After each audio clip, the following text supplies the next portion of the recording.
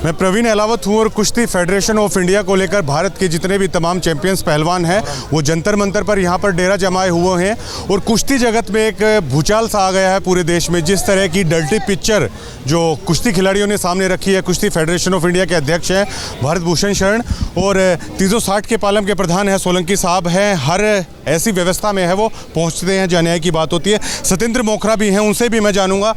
रोहित जाखड़ भी हमारे साथ हैं। सोलंकी साहब, आज आप लोग मिले हो, आप लोगों ने पालम 360 ने इनको समर्थन दिया है। देखिए भारत के तमाम चैंपियंस हैं, कितना दुख आपको हो रहा है कि वो सड़कों पर हैं जहां उनको अपने मैट में, अपने एरिना में होना चाहिए था।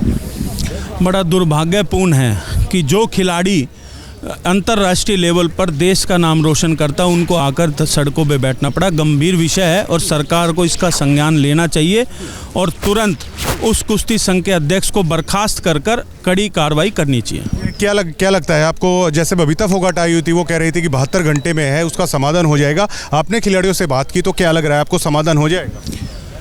मैं अभी कहना जल्दबाजी होगी, लेकिन हमें विश्वास है कि बबीता फोगाट खुद एक नेशनल खिलाड़ी हैं और उनके दिल में दुख है। जिस तरीके से उन्होंने यहाँ पर सबके सामने मंच से साझा किया कि वो सबसे पहले खिलाड़ी, उसके बाद सरकार का हिस्सा हैं, तो उम्मीद है कि हो जाएगा। वरना मैंने पहले भी कहा, जिस तरीके से हरियाणा में एक घटना हो रखी है, आप जानते हैं कि वहाँ के खेल मंत्री ने एक जूनियर खिलाड़ी के साथ जो व्यवहार किया, हमने वहाँ भी सौरखाप की पंचायत की और ऐलान किया, 1 हफ्ते का टाइम सरकार को दिया है कि एक के बाद एक कहीं ना कहीं साख सरकार की गिरती जा रही है और सरकार के मुखिया के तौर पर प्रधानमंत्री जी को उसका संज्ञान लेना चाहिए। कहीं ना कहीं करोड़ों लोगों की भावनाओं के साथ ठेस पहुंचता है।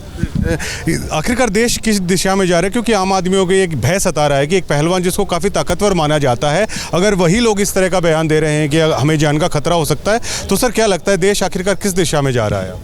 मैंने कहा गंभीर विषय है और ये चिंता का विषय है, ना सिर्फ प्रधानमंत्री के लिए, पूरी सरकार के लिए और पूरे समाज के लिए, कि इस तरह की घटना एक के बाद क्यों बढ़ती जा रही है। उत्तर प्रदेश में जो केंद्रीय होम मिनिस्टर है उन्होंने किसानों के ऊपर अन्याय किया, उसके बाद हरियाणा की घटना आई, अब इन खिलाड़ियों की। और ये घटना कोई साधारण घटना नहीं है। मैंने कहा कि पूरे विश्व की नज़र इनके ऊपर है और विश्व में कहीं ना कहीं भारत की साख पर कहीं ना कहीं बट्टा लगता है इन चीज़ों से। इसका विषय ज़्यादा लंबा चलने वाला नहीं है। सरकार को तुरंत संज्ञान लेकर आज कल में ही इस पे गंभीर विषय पर चर्चा होनी चाहिए और उस कुश्ती संघ के अध्यक्ष को बर्खास्त करना चाहिए और उसके खिलाफ निष्पक्ष जांच करानी चाहिए। खिलाड़ियों का ऐलान है जब तक न्याय नहीं होगा हम यहाँ से नहीं उठेंगे। ऐसे में अगर नहीं होता है तो पालम 360 का रुख क्या रहने वाला है? मैंने तो कहा हम तो अपने पालम 360 खाप की तरफ से इन खिलाड़ियों का हौसला अफजाई करने आए थे और अपना समर्थन देने आए थे। और अगर ये मामला जल्द नहीं सुलझा तो मैंने पहले भी यहाँ घोषणा की है और आगे फिर कर रहा हूँ आपके चैनल के माध्यम से, हम, क्योंकि ये दिल्ली का मामला और दिल्ली पालम 360 खाप उत्तर भारत में सबसे बड़ी खाप है और जिसमें दिल्ली और हरियाणा के सभी गांव आते हैं, हरियाणा के भी काफ़ी गांव आते हैं।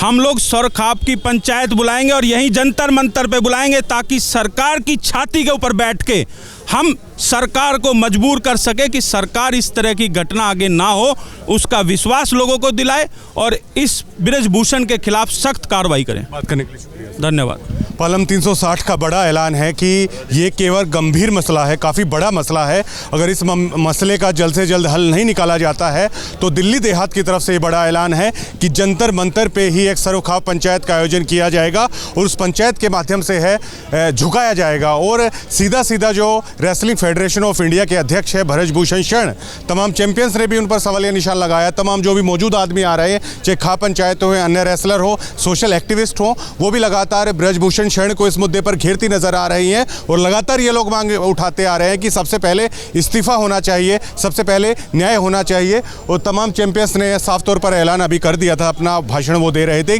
जब तक न्याय नहीं मिलेगा तब तक वो यहाँ से नहीं उठेंगे। लेकिन सबसे बड़ा सवाल ये खड़ा होता है, पेरिस ओलंपिक के लिए जो लोग तैयारियां कर रहे हैं, चीन में एशियाड के लिए जो लोग चैंपियंस तैयारियां कर रहे थे, वो अपने मैट में होने की बजाय, वो अपनी साई में होने की बजाय, जहां वो प्रैक्टिस करते हैं, अपने एरिना को छोड़कर देखिए जंतर मंतर पर सड़कों के बीच बैठे हैं। पूरे देश को वो बता रहे हैं कि आखिर किस तरह की चीज़ें हैं इस देश में चल रही है, किस तरह जिन्होंने देश का नाम पूरी दुनिया में रोशन किया उस चैंपियन के साथ किस तरह का खिलवाड़ हो रहा है। बड़ा सवाल ये खड़ा होता है कि अगर चैंपियंस का ये हाल होगा तो आम आदमी है वो कहाँ जाएगा? बड़ा सवाल ये भी है, आखिरकार ये देश है किस दिशा में वो जा रहा है।